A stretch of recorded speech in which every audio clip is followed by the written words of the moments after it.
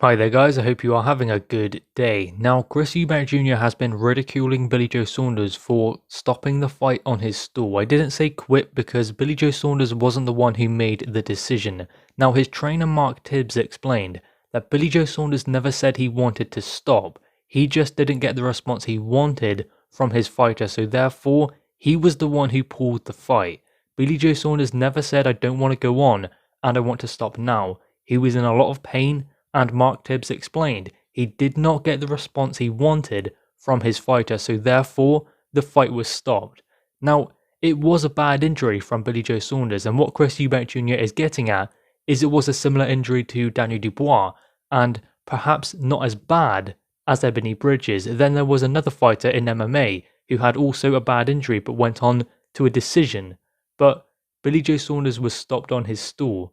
But then again, it's not down to Billy Joe Saunders to make that decision. It's down to his trainer or the referee to stop the fight. I mean, Billy Joe Saunders can stop if he wants. It's just we never heard that from Billy Joe Saunders. So in light of that, you cannot say that Billy Joe Saunders quit. And I know that he said things about Daniel Dubois, that he'd rather go out there and be smashed up before getting stopped. He would never quit. Now, of course, after making comments like that and then it happens to him, he's going to get some kind of ridicule, but I do believe it's too soon after the fight to kind of just jump on the bandwagon in some ways. I don't think that it's the right thing to do straight after he's lost a fight, the biggest fight of his career, the most defining fight in his career, and he's had a devastating loss because of an injury in a fight that he was warming into. He was getting better. I mean, I'd actually have Billy Joe Saunders at least even with Canelo. I'd say he was up on the scorecards. I think that he was warming to the fight, and I do believe that he had worked Canelo out. He was making Canelo fall short. Canelo wasn't really working. He was throwing powerful shots, yes, but many of them were not landing aside from that punch that caused the injury. So Billy Joe Saunders seemed like he had got control of the contest. So he was in a great position. It was just unfortunate that that punch landed when it did and where it did, causing that injury, and it was his lead eye, so he couldn't really see what was coming back, and that's quite dangerous in the boxing ring. If you cannot see what is coming, then those are the punches that bother a fighter more so than anything else. So therefore, it was going to be very difficult from that moment. I mean, Billy Joe Saunders had kind of worked out Canelo with his feints with his feet and with his hands also, and he wasn't really reacting off of those feints. He was kind of waiting for Canelo to commit, then making him fall short. But after the injury was sustained, that was when he started reacting a lot more to those feints because he did not know when the punches were coming, and he kind of lost his rhythm.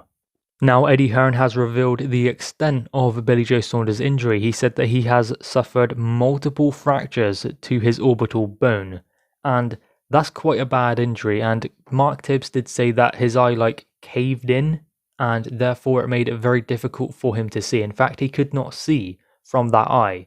I mean, maybe he could see something, but I mean, his vision was impaired. So it would have been dangerous to go out there with that kind of fighter, especially someone like Canelo.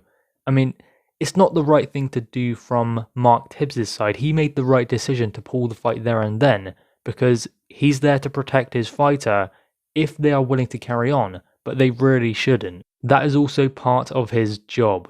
Now, going back to Chris Eubank Jr. and what he said, I don't think it really shows much class saying things like that. I mean, I know that he's not a fan of Billy Joe Saunders, and there has been a constant back and forth between the two of them, especially with him putting 10,000 on Canelo to stop Billy Joe Saunders, then Saunders saying, no, save that and come and watch Canelo because that's the closest you are going to get to a Canelo fight.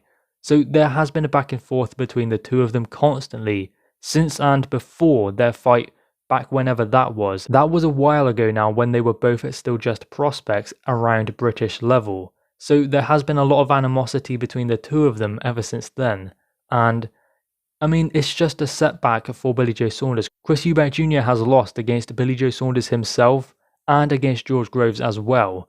And after all he said in the build-up about those two fighters and what he was going to do, yet he got defeated, especially against George Groves, when he said he was going to do this and do that.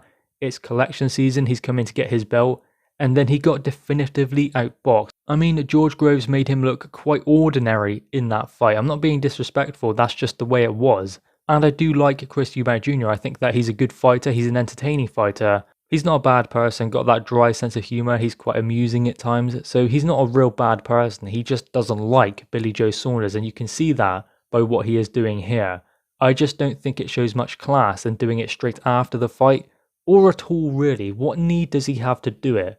He's on a different path. Why is he still caught up with Billy Joe Saunders? He seems to be quite bitter towards him, and I know that Billy Joe Saunders has said things like this himself about Daniel Dubois, but if Chris Eubank Jr. is calling him out for doing that, then that doesn't make him any better than Billy Joe Saunders. So the person he's being bitter towards and calling out, he's basically just doing what he done if he says that Billy Joe Saunders was wrong to say what he did about Daniel Dubois, and then going further as to saying that Ebony Bridges did not quit when she had a terrible injury on her eye. She still went the distance with Shannon Courtney.